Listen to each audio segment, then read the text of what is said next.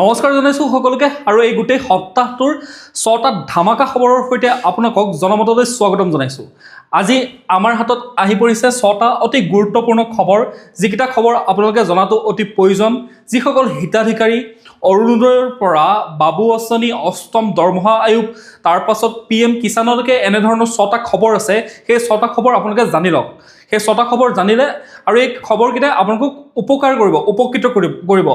ইতিমধ্যে মুখ্যমন্ত্ৰীয়ে 1 জানুৱাৰীৰ দিনাখন যি নতুন দিনৰ আলাপ অনুষ্ঠান আছিলে, সেই আলাপ অনুষ্ঠানত তেওঁ কেইটামান ঘোষণা কৰিছিলে। সেই কি ঘোষণা কৰিছিলে আৰু কেইখনমান আঁচনিৰ কথা কৈছিলে, যিকেইখন ৰাজ্যত কেইখনমান হিতাধিকাৰী আঁচনি চলি আছে সেইকেইখনতো আছেই। তাৰ লগতে এখন নতুন আঁচনিৰ কথা কৈছিলে, তাৰপাছতে অষ্টম দৰমহা আয়োগৰ কথা কৈছিলে, অৰ্থাৎ 8 পে কমিশ্যন, তাৰপাছত আপোনাৰ PM কিষাণৰ কৃষি, সেই নিউজটো সেইটো হৈছে আমাৰ নেশ্যনেল নিউজ, সেইটো মই সংযোগ কৰি দিছোঁ। সেই গোটেইকেইটা কম্বাইন কৰি পেলাই কি কাগজ পাতি কিবা বিচাৰিছে নেকি, কেতিয়া পইচা পাব, কেতিয়া নাপাব, কিমান পাব, গোটেই কথাখিনি আমি বিস্তৃতভাৱে আলোচনা কৰিম। তাৰ বাবে আপোনালোকে ভিডিঅ'টো কমপ্লিটলি চাব। লগতে প্ৰথমবাৰৰ বাবে যদি আপোনালোকে আমাৰ চেনেলটোত ভিজিট কৰিছে, তেতিয়াহ'লে অনুগ্ৰহ কৰি চেনেলটো ছাবস্ক্ৰাইব কৰি ল'ব, কাৰণ আমি প্ৰতি সপ্তাহে এনেকুৱা যিসমূহ বহুত ইম্পৰ্টেণ্ট নিউজ থাকে আপোনালোকে জনাটো প্ৰয়োজন, সেই ইম্পৰ্টেণ্ট খবৰসমূহ আপোনালোকক দিবৰ কাৰণে চেষ্টা কৰোঁ প্ৰতি সপ্তাহে। লগতে প্ৰতিদিনে আমি পুৱা 5 বজাতে গোটেই দিনটোৰ যিমানখিনি ঘটনা ঘটিলে বা যিমানখিনি খবৰ আছে গুৰুত্বপূৰ্ণ, সেই গোটেই খবৰখিনি একেলগে কম্বাইন কৰি পেলাই আপোনালোকক 20ৰ পৰা 22 মিনিট, 18 মিনিটৰ পৰা 20 মিনিট এনেকুৱা ধৰণৰ সময়ৰ ভিতৰত আপোনালোকক দিবৰ কাৰণে চেষ্টা কৰোঁ। যি নেকি আপোনালোকে 10খন নিউজ পেপাৰ পঢ়িলে বা 10টা নিউজ চেনেল চালে বা 10টা ভিডিঅ' চাই পেলাই যিমানখিনি খবৰ পাব, সেই খবৰখিনি 20 মিনিটত দিবৰ কাৰণে চেষ্টা কৰোঁ। সেইকাৰণে চেনেলটো ছাবস্ক্ৰাইব কৰি ল'লে আপোনালোকে সেইখিনি উপকৃত হ'ব। লগতে এই খবৰসমূহো গম পাই থাকিব প্ৰতি শনিবাৰে। তো প্ৰথমটো খবৰলৈ আহিছোঁ, বাবু আঁচনি। এইখন এখন নতুন আঁচনি আহিছে ল'ৰাসকলৰ বাবে। ছোৱালীসকলৰ বাবে কি আছিলে, নিযুত মইনা আঁচনি আছিলে। নিযুত মইনা আঁচনিৰ অধীনত কি কৰে, অসম চৰকাৰে যিসকল ছাত্ৰী আছে, মহিলা আছে, সেই মহিলাসকলক কি কৰে, এটা পইচা দিয়ে তেওঁলোকক পঢ়িবৰ কাৰণে, তেওঁলোকে যাতে শিক্ষাৰ ক্ষেত্ৰত আগবাঢ়ি যাব পাৰে, তাৰ বাবে প্ৰতি মাহে এটা তেওঁলোকক পইচা দিয়ে। সেই একেধৰণে বাবু আঁচনি অৰ্থাৎ ল'ৰা শিক্ষাৰ্থীসকলৰ বাবে কিমান টকাকৈ দিব বুলি কৈছে। পোনপ্ৰথমে আমি এই বাবু আঁচনি পাবৰ কাৰণে যোগ্যতা কি বুলি সুধিছে, পৰিয়ালৰ বাৰ্ষিক আয় কিমান হ'ব লাগিব বুলি কৈছে। পৰিয়ালৰ বাৰ্ষিক আয় 4 লাখ টকাৰ তলত হ'ব লাগিব। ঠিক আছে, 4 লাখ টকাৰ তলত যদি আপোনাৰ পৰিয়ালৰ বাৰ্ষিক আয় হয়, তেন্তে আপুনি স্নাতকোত্তৰ অৰ্থাৎ পষ্ট গ্ৰেজুৱেশ্যন যদি কৰি আছে, অৰ্থাৎ মাষ্টাৰ ডিগ্ৰী যদি কৰি আছে, তেতিয়াহ'লে আপোনাক 2000 টকাকৈ কি দিব, সাহাৰ্য দিব, চৰকাৰী সাহাৰ্য। ঠিক আছে, তাৰপিছতে আপুনি যদি ডিগ্ৰী কৰি আছে, অৰ্থাৎ স্নাতকত আছে, যদি আপুনি ডিগ্ৰী পঢ়ি আছে, তেতিয়াহ'লে আপোনাক দিব 1000 টকাকৈ। আপোনালোক দিব 1000 টকাকৈ। দেখিছে, 1000 টকাকৈ দিব স্নাতক কৰি থকা শিক্ষাৰ্থীসকলক, আৰু যিসকল স্নাতকোত্তৰ শিক্ষাৰ্থী সেইসকলক কিমান দিব, 2000 টকাকৈ দিব। আৰু এই আঁচনিখন কেতিয়াৰ পৰা আৰম্ভ হ'ব, প্ৰযোজ্য হ'ব 2026 ফেব্ৰুৱাৰী মাহৰ পৰা বুলি কোৱা গৈছে, কিন্তু ফেব্ৰুৱাৰী মাহৰ পৰা কৰে নে নকৰে সেইটো চিয়ৰ নহয়। কিন্তু এইখন বাবু আঁচনিখন আহি আছে, যিহেতু ইলেকশ্যন আহি আছে, তো ইলেকশ্যনৰ আগতে হৈ যাব চাগে আঁচনিখন, তো দেখা যাওক কি হয়। তো নেক্সট আমি খবৰটোলৈ আহিছোঁ। গম পালে, যিসকল উচ্চ শিক্ষা গ্ৰহণ কৰি থকা ল'ৰাসকলৰ বাবে, যেনেধৰণে ছোৱালীসকলৰ বাবে আছে নিযুত মইনা আঁচনি, তাৰপিছতে মষ্ট ইম্পৰ্টেণ্ট আমাৰ অৰুণোদয় আঁচনি। ঠিক আছে, অৰুণোদয় আঁচনিৰ যিসকল হিতাধিকাৰী আছে, প্ৰায় 37 লাখ 38 লাখ, মানে 40 লাখৰ ওচৰা-ওচৰি যিমানখিনি হিতাধিকাৰী আছে, তেওঁলোকক 8000 টকা দিব। এবাৰতে 8000 টকা দি দিব। আকৌ আপোনালোকে চৰকাৰ গঠন হোৱাৰ পিছত আকৌ মাহে আপোনালোকে যি 1250 টকা পাই আছিলে সেইটো পাই থাকিব, কিন্তু আপোনালোকক এতিয়া একেলগে 8000 টকা দিব। কেনেকৈ দিব 8000 টকা, সেইটো অংকটো আপোনালোকে চাই লওক। ঠিক আছে, অংকটো আপোনালোকে বুজি লওক। আপোনালোকে পায় 1250 টকা। ঠিক আছে, 1250 টকা পায়। যদি 4 মাহৰ পইচা আপোনাক দিয়ে, তেতিয়াহ'লে 12 4 গুণ 48, আৰু এইফালে 50 4 গুণ 200, অৰ্থাৎ 5000 টকা হয়। আপোনালোকক যদি চৰকাৰে ভাবে যে আমি একেলগে গোটেইকেইটা 4 মাহৰ কিস্তি দি দিওঁ, তেতিয়াহ'লে আপোনালোকে পায় 5000 টকা। কিন্তু চৰকাৰে বোনাছ দিছে, বিহু অফাৰ দিছে 3000 টকা।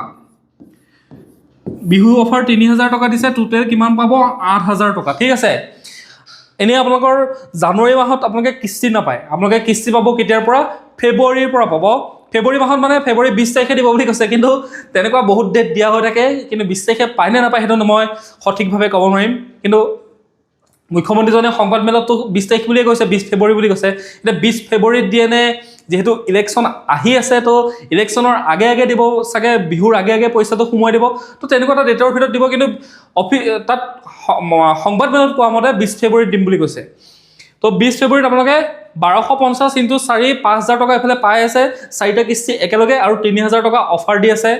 তাৰপিছত আপোনাৰ ইলেকশ্যন যেতিয়া হ'ব, এপ্ৰিলত ইলেকশ্যন হ'লে মে' জুনত চৰকাৰ গঠন হওঁতে 2 মাহ আকৌ লেট হ'ব পাৰে। তো সেইখিনি অংক আপোনালোকে মিলাই ল'ব আৰু নিজে। চৰকাৰে হিতাধিকাৰীসকলৰ বাবে অৰুণোদয় আঁচনি কিমান দিছে? অৰুণোদয় হিতাধিকাৰীসকলৰ বাবে 8,000 টকা।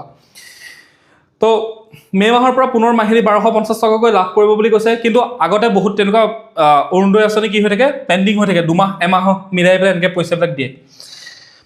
সেইকাৰণে যিসকলে অৰুণোদয় পইচা পায়, তেওঁলোকে আপোনালোকৰ কাগজ পাতিখিনি বেংকৰ লগত মানে লিংক হৈ আছে নে নাই সেইখিনি ঠিক কৰি ল'ব। কিবা কাৰণত পইচা নোসোমাব পাৰে, তাৰ কাৰণে যিসকল ৰেগুলাৰ নিয়মীয়া হিতাধিকাৰী, অৰ্থাৎ তেওঁলোকে নিয়মীয়াকৈ পইচা পাই আছে, তো আপোনালোকে অকণ বেংকৰ লগত সেই KYC আপডেট কৰি সেই কামখিনি কৰি ৰাখিব। তাৰপিছত বৃদ্ধ পেঞ্চন বৃদ্ধ পেঞ্চন 250 টকাকৈ দি আছিলে আগলৈকে, কিন্তু এতিয়াৰ পৰা কেইটকা দিয়া হ'ব? বৃদ্ধ পেঞ্চন 400 টকা কৰি দিয়া হ'ব। 250 টকাত কি পায় ন আজিকালি? 250 টকাত আপুনি ভাল ভিটামিনৰ টেবলেট এটাই নাপায়চোন। ভাল মাল্টিভিটামিন এটা কিনিবলৈ গ'লে আপোনাক 600, 700, 1000 টকা লাগে। তো কি কৰিছে? 400 টকা এটা বৃদ্ধি কৰি দিছে। 400 টকা বৃদ্ধি কৰা নাই, 150 টকা এটা বৃদ্ধি কৰি পেলাই প্ৰতিমাহে এতিয়াৰ পৰা আপোনালোকে 400 টকাকৈ বৃদ্ধ পেঞ্চন পাব। এইটো হৈছিলে 3 নম্বৰ নিউজ। তাৰপিছতে আমি আহিছোঁ 4 নম্বৰ নিউজটোলৈ। সত্ৰৰ উদাসীন ভকতসকলে, যিসকল কেউলীয়া ভকত বুলি কোৱা হয়, সত্ৰত যিসকল মানে ভকত থাকে, সেই ভকতসকলৰ বাবে প্ৰায় 620 গৰাকীমান ভকত আছে। এনেকৈ সত্ৰত থকা 620 গৰাকীমান ভকতক কিমান টকাকৈ দিয়া হ'ব? তেওঁলোকক অৰুণোদয় পইচা দিছিলে কিমানকৈ? 1250 টকাকৈ অৰুণোদয় পইচা দিছিলে। কিন্তু এতিয়া সেইটোক বৃদ্ধি কৰি পেলাই কিমান টকা কৰি দিলে? 1500 টকাকৈ কেউলীয়া ভকতসকলে পাব। যিসকল সত্ৰৰ উদাসীন ভকত আছে, তেওঁলোকে কিমান টকাকৈ পাব এতিয়াৰ পৰা? 1500 টকা। আগতে 1250 টকা পাইছিলে, তাৰ লগত আৰু এটা 250 চৰকাৰে যোগ কৰি দিলে, তো 1500 টকাকৈ তেওঁলোকে পাব। আৰ্থিক সাহায্য চৰকাৰে প্ৰতি মাহে এইসকল ভকতলৈ আগবঢ়াব। তাৰপিছত আহিছোঁ আমি 8 পে কমিশ্যন, 8ম দৰমহা আয়োগ, যিসকল চৰকাৰী চাকৰিয়াল আৰু পেঞ্চনাৰ। অসম চৰকাৰৰ যিসকল চৰকাৰী চাকৰিয়াল আৰু পেঞ্চনাৰ, লগতে কেন্দ্ৰীয় চৰকাৰৰ কথাও মই ইয়াতে মিলাই পেলাই কৈ যাম। 8ম দৰমহা আয়োগ আপোনালোকৰ ইতিমধ্যে গঠন হ'ব বুলি মুখ্যমন্ত্ৰীয়ে ঘোষণা কৰিলে। লগতে মুখ্যমন্ত্ৰীয়ে কি কৈছে যে দেশৰ ভিতৰতে ৰাজ্যত গঠন হোৱা প্ৰথমটো আয়োগ হ'ব আমাৰ অসমত গঠন হ'ব বুলি কৈছে। ইতিমধ্যে কাক অধ্যক্ষ দিয়া হ'ব সেইটো ঘোষণা কৰিছে। অধ্যক্ষ কাক দিয়া হ'ব? সুভাষ দাসক দিয়া হ'ব অধ্যক্ষৰ দায়িত্ব। তো সুভাষ দাসৰ নেতৃত্বত 8ম দৰমহা আয়োগ গঠন হ'ব। যিহেতু প্ৰতি 10 বছৰৰ মূৰে মূৰে কি হয়, সেই দৰমহা আয়োগখন গঠন হয়। এতিয়া আপোনাৰ 2016 চনত ফাৰ্ষ্ট হৈছে বুলি কোৱা নাই, মানে 2016 চনত হৈছিলে 7ম দৰমহা আয়োগ। তাৰপিছত 2026 চনলৈকে তাৰ 10 বছৰ কমপ্লিট হৈ গ'ল। এতিয়া 2026 চনৰ 1 জানুৱাৰীত গঠন হ'ব লাগে, 1 জানুৱাৰী যিহেতু হৈ গ'ল। ইতিমধ্যে কেন্দ্ৰত দৰমহা আয়োগ গঠন হৈ গ'ল, আৰু সেই দৰমহা আয়োগে 1.5 বছৰ সময় বিচাৰিছে। 1.5 বছৰ চৰকাৰে সময় দিছে। সেই 1.5 বছৰৰ ভিতৰত তেওঁলোকে গোটেই দেশৰ অৰ্থনীতিটো পৰীক্ষা নিৰীক্ষা কৰিব যে চৰকাৰী চাকৰিয়াল পেঞ্চনাৰসকলৰ কিমান দৰমহা বৃদ্ধি কৰিব লাগে, বজাৰত বস্তুৰ মূল্য কিমান হৈ আছে, চৰকাৰ পইচা দিবৰ পৰাকৈ কিমান সক্ষম হৈ আছে, সেই গোটেইখিনি পৰ্যালোচনা কৰি পেলাই এখন তেওঁলোকে এটা কি দিব? তথ্য দিব চৰকাৰক, এটা ৰিপৰ্ট দিব। সেই ৰিপৰ্টটো চৰকাৰক দাখিল কৰিব। চৰকাৰে তাৰপিছত চাব যে এনেকুৱা ধৰণৰ এনেকৈ পৰামৰ্শ দিয়া হৈছে। সেই পৰামৰ্শৰ ওপৰত ভিত্তি কৰি পেলাই এটা ফিটমেণ্ট ফেক্টৰ ধৰি দিয়ে। সেই ফিটমেণ্ট ফেক্টৰটোৰ ওপৰত ভিত্তি কৰি পেলাই আপোনালোকৰ দৰমহাবিলাক বৃদ্ধি হয় বা পেঞ্চনবিলাক বৃদ্ধি হয়। এতিয়া যিহেতু আমাৰ কেন্দ্ৰত যিহেতু তেনেধৰণৰ যেনেকৈ হয়, সেই ধৰণে আমাৰ অসমতো সেই একেধৰণে হ'ব। তেওঁলোকৰ দৰমহা পৰ্যায়টো যেনেধৰণে বাঢ়ি গৈছে বা বঢ়াব, সেই একেধৰণে ৰাজ্য চৰকাৰতো তেনেধৰণে দৰমহাটো বঢ়াব, খালি তাতছে অলপমান কম হয়। ঠিক আছে, কেন্দ্ৰতছে অলপমান চেলাৰীটো কম হ'ব। তো 8ম দৰমহা আয়োগৰ এইখিনি কাম যিহেতু মুখ্যমন্ত্ৰীয়ে ঘোষণা কৰিলে, কিন্তু ইয়াৰ ভিতৰত ইম্পৰ্টেণ্ট কথাটো হ'ল কি ফিটমেণ্ট ফেক্টৰ, ঠিক আছে, ফিটমেণ্ট ফেক্টৰ। তো ফিটমেণ্ট ফেক্টৰটো মেইন হয়। ফিটমেণ্ট ফেক্টৰটো আগৰবাৰ সপ্তম দৰমহা আয়োগত কিমান ধৰিছিলে? ফিটমেণ্ট ফেক্টৰ প্ৰায় 2.5ৰ ওপৰত ধৰিছিলে, ঠিক আছে। তো এইবাৰ ফিটমেণ্ট ফেক্টৰ ইমান নধৰিব পাৰে, কাৰণ চাওক আপুনি 500 টকা দৰমহা পায়, তাৰ লগত 2 পূৰণ কৰে, দুইটোক যদি ফিটমেণ্ট ফেক্টৰ ধৰা হয় তেতিয়াহ'লে আপোনাৰ দৰমহা কিমান হৈ যায়গৈ? তেতিয়া আপোনাৰ দৰমহা হৈ যায় 5 দুগুণ 1000 টকা হৈ যায়, ঠিক আছে।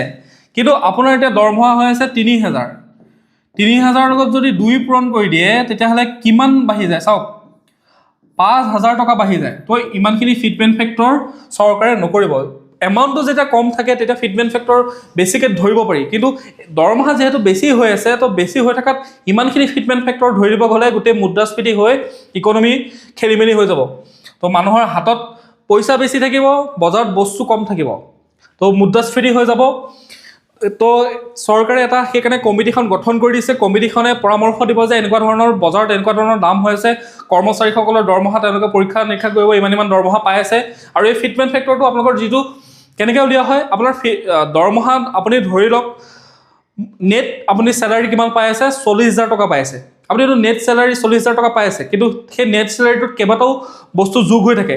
এটা থাকে বেছিক পে', তাৰপিছত তাত থাকে আপোনাৰ ডিয়াৰনেছ এলাউৱেঞ্চ, তাৰপিছত আপোনাৰ তাত মেডিকেল থাকে, তাৰপিছত তাত ট্ৰেভেল এলাউঞ্চ থাকে। সেই গোটেইকেইটা যোগ কৰি পেলাই আপুনি 40000 টকা পায়।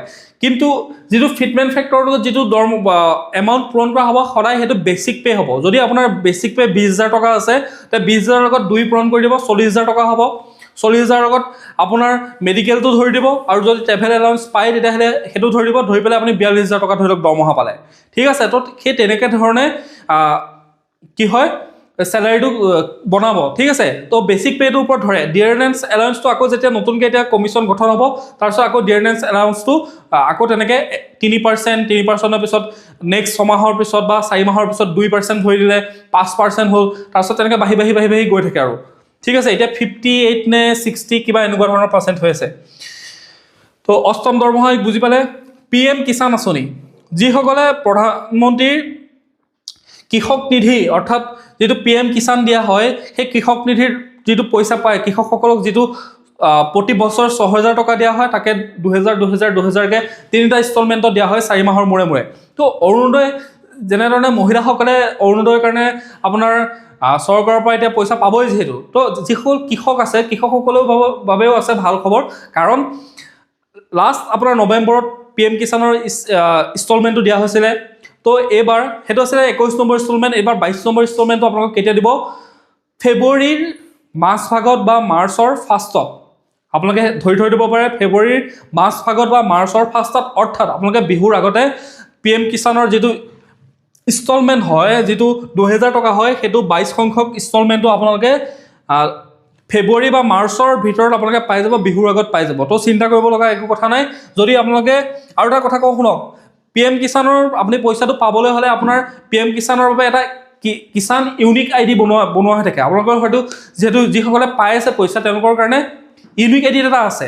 তো যিসকলে ইউনিক IDটো বনোৱা নাই বা ইউনিক IDটো কিবা খেলি মেলি হৈছে, যদি পাৰে সোনকালে গৈ পেলাই আপোনাৰ CSP চেণ্টাৰ, ওচৰৰ কম্পিউটাৰ চেণ্টাৰ এটা বা কৃষি কাৰ্যালয় এটাত গৈ পেলাই আপোনালোকে সেই যিটো ইউনিক ID হয়, সেই ইউনিক IDটো আপোনালোকে ঠিক কৰি ল'বগৈ, নহ'লে PM কিষাণৰ এইটো পইচাটো নোখোৱাব। এইবাৰ এইটো চৰকাৰে কৈ দিছে, যিসকলে ইউনিক IDটো যদি বনোৱা নাই বা ইউনিক IDটোত যদি কিবা প্ৰব্লেম আছে, তেতিয়াহ'লে আপোনালোকৰ PM কিষাণৰ পইচা কাটি দিব।